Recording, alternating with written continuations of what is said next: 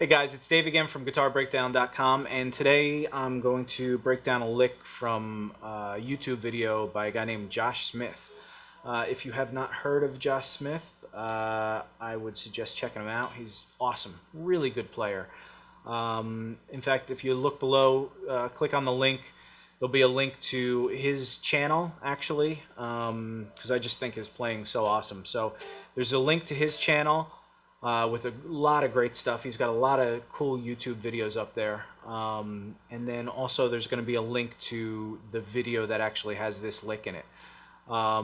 Josh, I think he's from Pennsylvania, moved out to LA a while ago. Really super talented guitar player, and does the bluesy kind of fusion-y thing really well. So this lick is based in the key of B flat. And it's just a simple, based off pentatonic kind of thing, and then he does a few little things that we'll get to now, actually. So I hope you enjoy, and yeah, let's get to it. Alright, so I'm going to try and go through this lesson pretty quickly. It's pretty straightforward idea, but I just thought it was so cool because, again, it's just based out of pentatonic with another little arpeggio kind of thing in it. But it's just cool the way he plays it. You know, it's so clean, and he uses chicken picking. It's also the way he has his amp set up and everything. He's getting kind of a compressed, punchy tone, which I really dig. I'm playing through a Marshall, the 1 watt 50th anniversary JTM. Really cool amp, really dynamic for a 1 watt, and it's actually exceptionally loud for a 1 watt. I've got this turned pretty far down.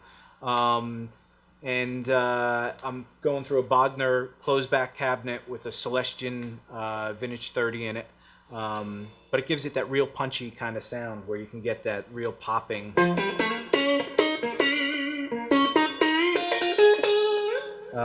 Anyway, so this lick basically starts out, it's in the key of B flat. If you think of a B flat dominant 7 chord.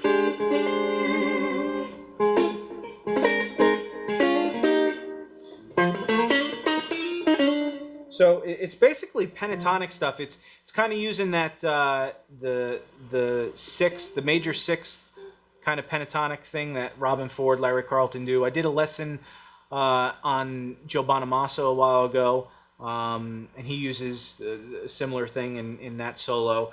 It's a frequently used pentatonic version. You either have the minor pentatonic, the dominant pentatonic, or this pentatonic with a major sixth in it.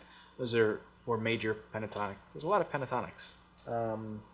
Anyway, so this lick starts out with the 8th fret on the. I use my pinky 8th fret on the A string, and then it basically goes, and that's the 5th of the chord. And then it goes to that 6th note. It's the 5th fret of the A string, and then it slides in from the 7th fret to the 8th fret on the D string. That's the major 7th to the root. So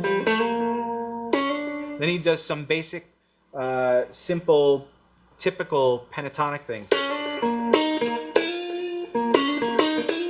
And that's the minor 3rd to the major 3rd, hammering on. So 6th fret to the 7th fret of the G string, back down to the root, which is the 8th fret of the D string. So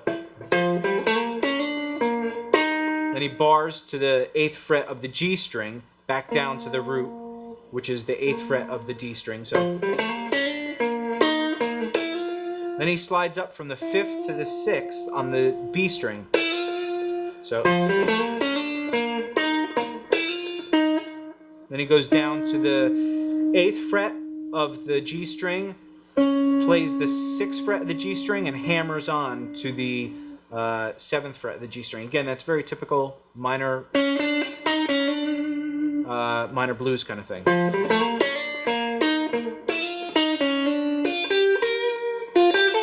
And this is where he walks up that pentatonic scale. And that's that major 6th right there, instead of.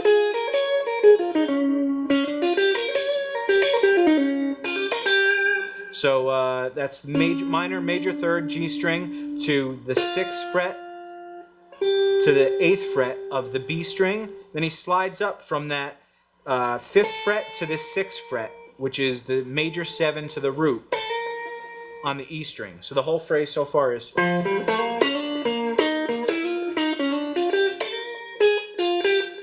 then he walks down the scale, which is the 9th fret to the 6th fret, back up to the 8th fret of the B string.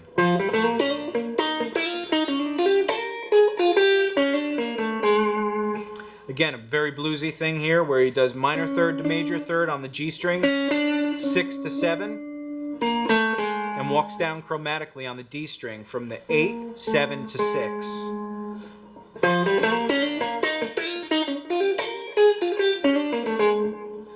So that's all really straight ahead, you know, with that 6th note in there or whatever, but the cool thing is all those little slides.